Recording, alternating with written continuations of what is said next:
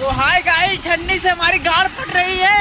और नमस्ते, प्रणाम, हर हर महादेव। जितना भी भाई लोग ब्लॉग वीडियो देख रहा है सबके पैर चुके प्रणाम हैं। जो कि आज सुजानगंज में देश पांडे जी, ज्योति मुकुंद जी आ रहे हैं। सामूहिक विवाह है, स्टेज पर प्रोग्राम होने वाला है। हम लोग उसी को देखने के लिए आए हैं।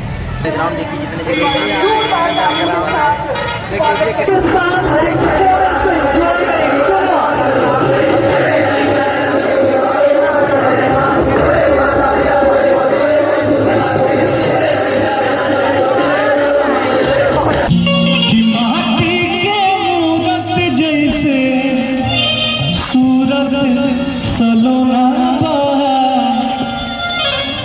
तुहरा के